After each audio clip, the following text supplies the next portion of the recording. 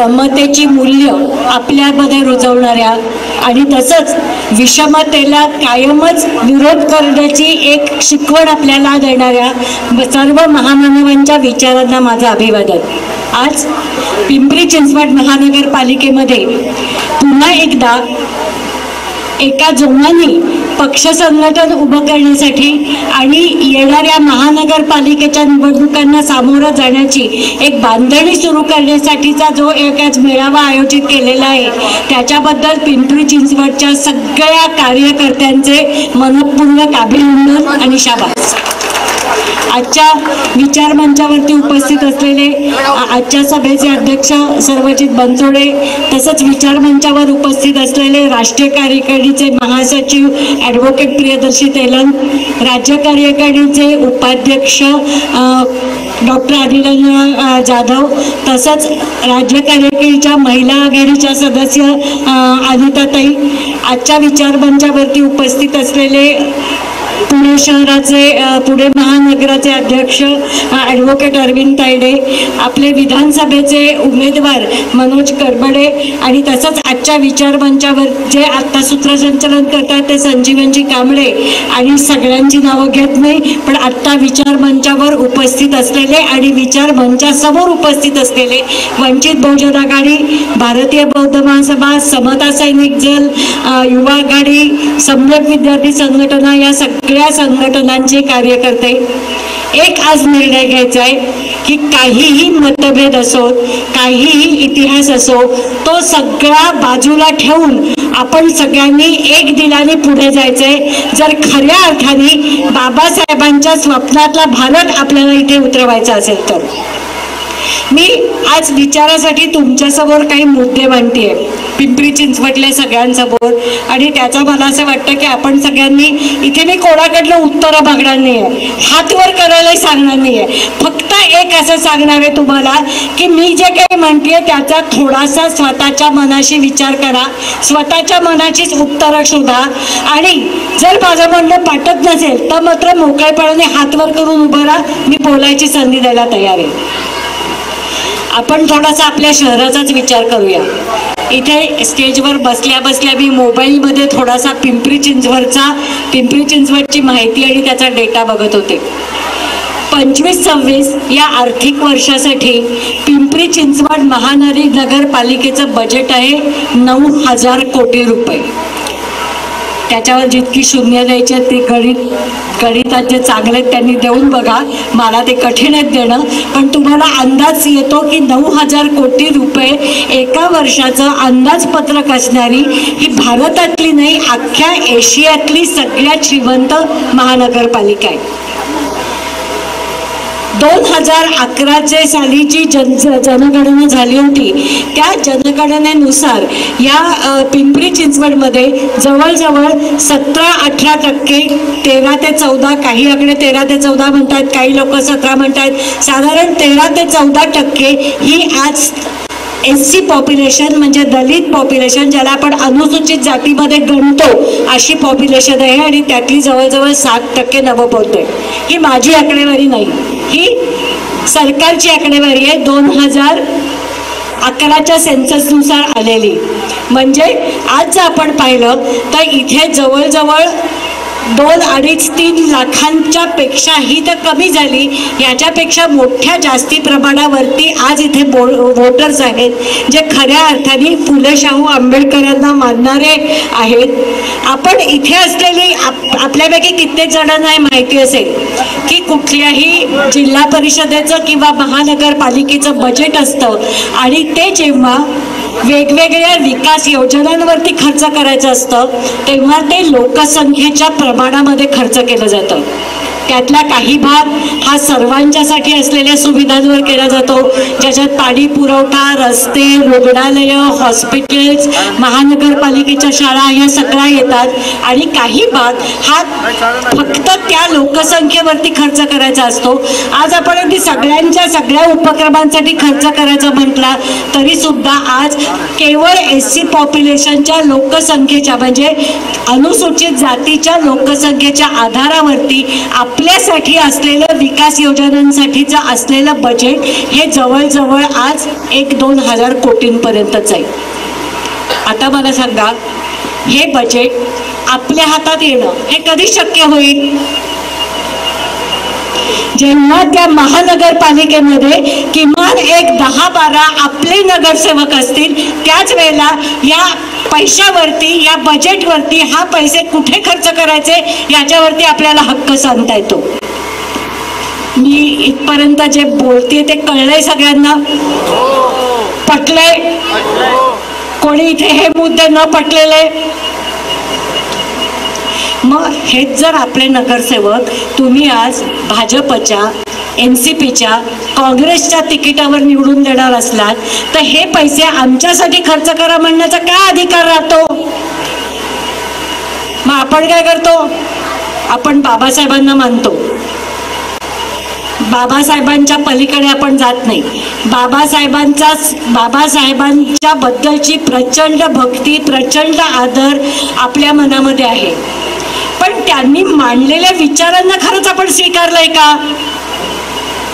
आज जेव्हा बाबासाहेबांनी राज्यघटनेमध्ये एका माणसाला एक मत हे जेव्हा दिलं, तेव्हा तुम्ही पिंपरी चिंचवडमधला कुठलाही प्रभाग, माझा पिंपरी चिंचवडच्या प्रभागांचा अभ्यास कमी आहे, तरी सुद्धा मी तुम्हाला सांगते की पिंपरी चिंचवड मधला कुठलाही प्रभाग घ्या, त्या प्रभागामध्ये सगळे बौद्धेतर दलित, तिथले बाकीचे वंचित समूह हे जर सगळे एकत्र केले तर बेरीज कोणाची जास्ती होणार आहे?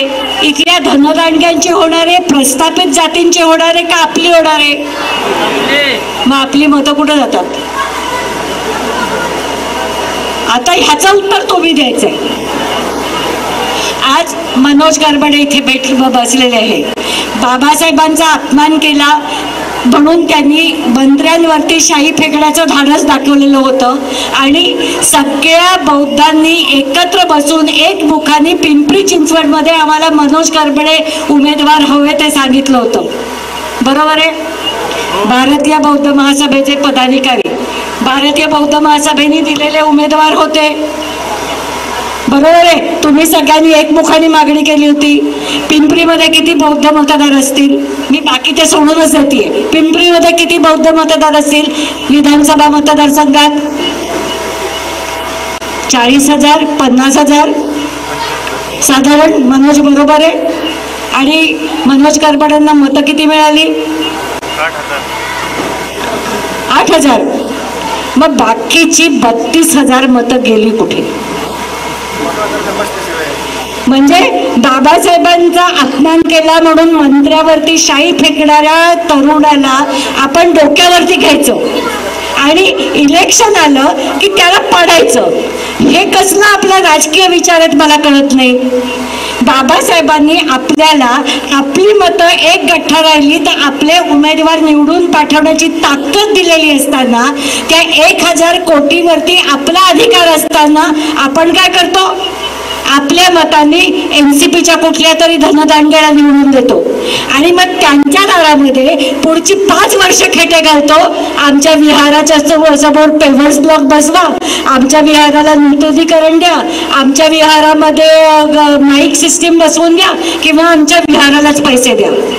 हे लोकांच्या समोर लोटांगण घालून पैसे मागण्यापेक्षा स्वतः तिथे निवडून गेलो आणि त्या 1,000 कोटीच्या बजेटवरती आपला अधिकार सांगितला, तर आज तुम्ही प्रत्येक आपल्या वस्तीमध्ये, प्रत्येक विहारामध्ये आज मुलांच्यासाठी ग्रंथालय उभारू शकता, खेळाच्या सुविधा उभारू शकता, अभ्यासासाठीचे वर्ग उभे करू शकता आणि इथे असलेल्या कॉर्पोरेशनच्या शाळांमध्ये उत्तम प्रकारे इंग्लिश आणि कॉम्प्युटर शिकवला गेला पाहिजे हा आग्रह धरू शकता. करतो आपण यातलं काही? करतो का नाही करत? नाही करत ना. कारण निवडणुका आल्या की आपल्याला हा आत्मविश्वासच वाटत नाही की आपली सगळी मतं एका ठिकाणी येतील आणि आपली आपण उमेदवार निवडून देऊ शकू. खूप वेळेला मला लोक विचारतात अकोल्यामध्ये 25 वर्ष भारिप बहुजन महासंघाची आणि आता गेली 5 वर्ष वंचित बहुजन आघाडीची सत्ता आहे. बाहेरच्या जिल्ह्यांमध्ये ट्रेनिंग घ्यायला मी सर्वजित सर, प्रियदर्शी तेलन हे आम्ही अनेक वेळेला अनेक ठिकाणी फिरलेलो आहोत आणि लोक म्हणतात ताई अकोल्यात कसं जमतं. मी म्हटलं अकोल्यात एकाच कारणाकरतीच जमतं की तिकीट नाही मिळालं तरी लोक तिकडे हलत नाहीत. छोट्या छोट्या कारणांसमोर सत्ताधाऱ्यांच्या समोर त्यांच्या बुद्धविहारासाठी पैसे मागायला जात नाहीत, स्वतःच्या ताकदीवरती ते काम करतात आणि त्याच्याही पेक्षा महत्त्वाचं म्हणजे पेशन्स सोडत नाहीत. अचानक नाही अकोल्याची सत्ता आली. पहिल्या निवडणुकीत फक्त एक पंचायत समिती सदस्य निवडून आला. दुसऱ्या इलेक्शनमध्ये 2 जिल्हा परिषद सदस्य निवडून आले. एका पंचायती समितीमध्ये आपला सभापती झाला. तिसऱ्यापासून संख्या वाढत वाढत हळूहळू ती 22-23 पर्यंत पोहोचली. तरीही पूर्ण बहुमत मिळत नाही, पण सगळ्यात मोठा पक्ष म्हणून आपण जिल्हा परिषदेमध्ये निवडून येतो. आज इथे ओळख करून देताना मला अनेकांनी सांगितलं की मी अकोल्याची आहे. मला माहिती आहे की पिंपरी चिंचवडली निम्मी आंबेडकरी जनता ही महाराष्ट्राच्या विविध कानाकोपऱ्यातून आलेली आहे आणि ती बहुसंख्य विदर्भ आणि मराठवाड्यातून आलेली आहे. तिथे ज्या लोकांनी अतिशय जिवंतपणे समरसून आंबेडकरी चळवळ जिवंत ठेवली आणि त्याचं उत्तम उदाहरण म्हणजे आत्ता सोमनाथ सूर्यवंशींच्या प्रकरणामध्ये चालू असलेला सगळा लढा. परभणीमध्ये घटनेचा अवमान झाला म्हणून लोकांनी मोर्चा काढला, परभणीचा बंद पुकारला. त्याच्यामध्ये अतिशय अमानुषपणे मारहाण झाली, कोम्बिंग ऑपरेशन झालं, घराघरातनं बाहेर ओढून लोकांना मारलं गेलं आणि त्याच्यामध्ये वडार समाजाच्या असलेल्या एका सोमनाथ सूर्यवंशीची हत्या झाली. मी अतिशय जाणीवपूर्वक समाजाचं नाव घेतेय. ते अशासाठी घेतेय की तेव्हा जेव्हा हा उल्लेख केला गेला तेव्हा महाविकास आघाडीच्या पेरोलवर असलेल्या अनेक सोशल मीडिया इन्फ्लुएन्सनी आणि पत्रकारांनी तुम्हाला ते आंबेडकरी म्हणणं पुरेसं नाही का, त्याचा जातीचा उल्लेख कशा करता असा केला आणि तो उल्लेख अशासाठीच आम्ही अभिमानाने करतोय की आज आंबेडकरी तरुण म्हणून घेताना त्याच्यामध्ये बौद्ध नाही तर अनेक वंचित समाजाची लोक त्याच्यामध्ये सामील झालेली आहेत आणि घटनेचा अवमान झाला ह्याच्याकरता रस्त्यावरती उतरल्यामध्ये आज फक्त बौद्ध तरुण नव्हते तर अनेक वंचित समूहांचे उदाहरण होते, ज्यातला एक मुलगा शहीद झाला. मला त्याच्या पुढे जाऊन कौतुक करायचं ते सोमनाथ सूर्यवंशींच्या आईचं. सोमनाथ सूर्यवंशींच्या आईला शासनाने अनेक प्रलोभनं दिली. 10 लाख रुपयाची नुकसान भरपाई दिली. त्या माऊलीने ती 10 लाख रुपयाची भरपाई घेणं नाकारलं. अतिशय गरीब परिस्थितीमध्ये राहणारं कुटुंब. डॉक्टर अनिल अण्णा तिथे त्यांच्या घरी जाऊन आलेले आहेत आणि त्यांना माहिती आहे की त्यांची परिस्थिती काय होती. लॉ शिकण्यासाठी परभणीमध्ये असलेला तरुण युवक ज्याच्या अख्ख्या घरच्यांच्या अपेक्षा याची वकिली पूर्ण होईल, हा स्वतःची प्रॅक्टिस करायला लागेल आणि आपल्या घरीची परिस्थिती बदलेल या आशेवरती असलेलं कुटुंब सरकारचे 10 लाख रुपये नाकारतं. ही विचारांची ताकद आणि हा विचारांचा प्रामाणिकपणा फक्त आंबेडकरी विचारधारा देऊ शकते, जी आज त्या संपूर्णपणे सूर्यवंशी कुटुंबाने स्वीकारली आहे. अनेकांनी अनेक आलोबनं दाखवली, अनेक सत्ताधारी पक्ष त्यांच्याकडे गेले, अनेकांनी त्याच्यामध्ये मोर्चा काढला, पण त्या माऊलींनी त्या मोर्चामध्ये जाण्याचं नाकारलं. त्यांनी सांगितलं की आमच्यावरती जेव्हा कोम्बिंग ऑपरेशन झालं तेव्हा 24 तासात तिथे हजर होणारं कोण होतं तर फक्त बाळासाहेब आंबेडकर होते आणि आम्ही त्यांच्याच नेतृत्वात आमचा न्यायाचा लढा लढवणार होतो. त्या माऊलींनी सगळ्यांची मदत नाकारली. हे जेव्हा कळलं तेव्हा आपण प्रबुद्ध भारत आणि वंचित बहुजन आघाडीच्या वतीने लोकांना अपील केलेलं होतं की त्या माऊलींनी न्यायासाठी सरकारचे 10 लाख रुपये नाकारून निंदेपण होणं नाकारलंय. अशा वेळेला ते आपण त्यांना देणं आपली जबाबदारी आहे आणि मला सांगायला आनंद वाटतो की सरकार 10 लाख देत होतं. आपण हे अपील केल्यानंतर ती झालेली जमा झालेली रक्कम जवळजवळ 23 लाखाच्या पुढे गेलेली आणि ही एका अर्थाने खरीच आंबेडकरी समाजाची ताकद आहे. आज त्या माऊलीने जेव्हा आपला आत्मसन्मान गहाण ठेवला नाही तेव्हा महाराष्ट्रातला सगळा आंबेडकरी समाज ठामपणाने त्यांच्या मागे उभे राहिला. आज